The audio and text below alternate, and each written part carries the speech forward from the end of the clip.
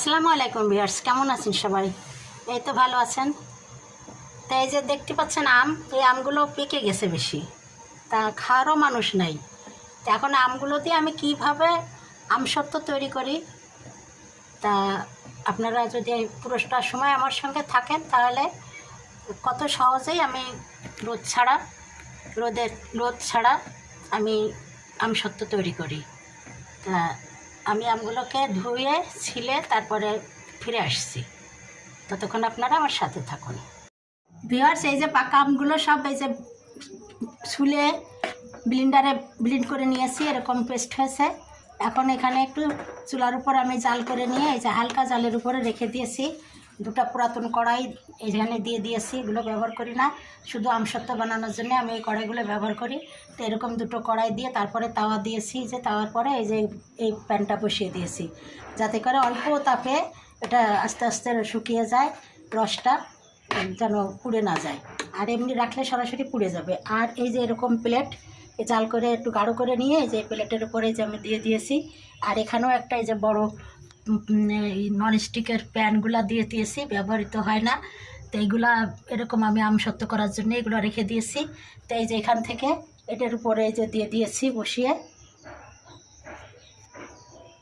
এটা শুকানোর পরে আমি ফিরে আসছি। আর এইগুলো আজকে করেছি, পেস্ট করেছি। তো এগুলো একটু জাল করে নিয়ে গাঢ় করে তারপরে এরকম এই যে স্টিলের থালাতে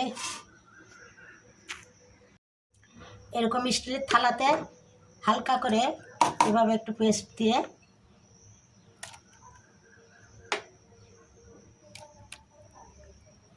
প্রথমে হালকা করে দিব, তারপরে এগুলো শুকায় গেলে আবার এর উপর দিয়ে আবার দিব। একবারে বেশি দিলে শুকাবে না, কাঁচা থেকে যাবে, শুকাতে দেরি লাগবে। আর এরকম পাতলা পাতলা করে দিলে তাড়াতাড়ি শুকিয়ে যাবে। তো এই যে এরকম করে পেস্টগুলো আমি পাতলা করে দিয়েছি। এখন এই যে চুলার নিচে, গ্যাসের চুলার নিচে রান্না করব, এই যে এর নিচে এই যে দিয়ে দিলাম। এখন আস্তে আস্তে এটা শুকিয়ে যাবে, এদিকে রান্নাও হবে, এদিকে আমসত্ত্ব শুকিয়ে যাবে। তা আমি শুকিয়ে গেলে ফিরে আসছি, ততক্ষণ আপনারা আমার সাথে থাকুন। এই তো ভিউয়ার্স, আমার এই যে গ্যাসের চুলায় ম্যাঙ্গো বার তৈরি করা হয়ে গেছে। এই দেখেন, এই যে উঠে গেছে কি সুন্দর। আমি তেল দিই নাই, তেল দিলে একটা চিটকা গন্ধ লাগে, এমনি উঠে যায়। ঠান্ডা হয়ে গেলেই গরম গরম রেখে দিলে কিছুক্ষণ পরে ঠান্ডা হয়ে গেলেই এমনি উঠে যায়, কাজে তেল দেওয়া লাগে না। তেল দিলে খুবই একটা বিশ্রী গন্ধ লাগে। তা দেখেন কত সহজেই আম নষ্ট না করে এভাবে ঘরে আপনারা কম খরচে সহজ পদ্ধতিতে ম্যাঙ্গো বার তৈরি করতে পারবেন, কোনো ঝামেলাই নাই। এই যে গ্যাসের চুলা যে আগুন বেশি লাগবে তা না, একদম লো হিটে রেখে দিয়ে তা সরাসরি দিবেন না, এরকম কিছু জিনিসের উপরে এটাকে রেখে দেবেন। আর একটু একটু করে এরকম ঘুরিয়ে ঘুরিয়ে দিতে হবে, মানে এক সাইড থাকলে বেশি পুড়িয়ে যাবে। তো দেখুন কত সহজে আমি বানিয়ে নিয়েছি। এখানে যার একটা আছে, এটা উঠে গেছে। এই যে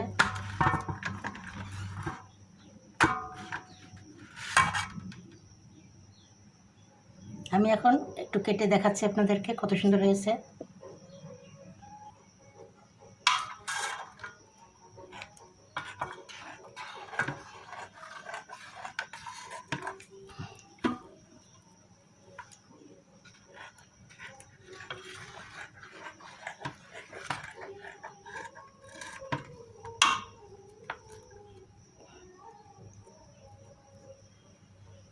এই যে কত সুন্দর হয়েছে।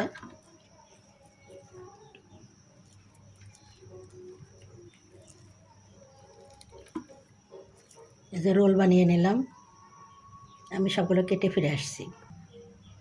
এই তো ভিউয়ার্স, আমি এই যে কেটে নিয়েছি, দেখুন কত সুন্দর রাখছে। এভাবে রোল করে রেখেছি, পরে এরকম পিস পিস করে কেটে বাচ্চাদেরকে দিলে একেবারে প্রাণ ম্যাঙ্গো বার। আর বাড়িতে তৈরি করা অরিজিনাল ম্যাঙ্গো বার, এর ভিতরে কোনো মেডিসিন দেওয়া নাই, কোনো খারাপ জিনিস দেওয়া নাই, একদম গাছ পাকা আম দিয়ে এগুলো তৈরি করেছি। তো কেমন লাগলো আজকের আমার ম্যাঙ্গো বার তৈরির রেসিপিটি? নিশ্চয়ই ভালো লেগেছে। আর যদি ভালো লেগে থাকে তাহলে অবশ্যই আপনারা আমার চ্যানেলটিকে লাইক, কমেন্ট, শেয়ার ও সাবস্ক্রাইব করে আমার পাশে থাকবেন। আজকের মতো বিদায় নিচ্ছি। আপনারা ভালো থাকুন, সুস্থ থাকুন, আবারও দেখা হবে নতুন নতুন রেসিপি নিয়ে। আল্লাহ হাফেজ।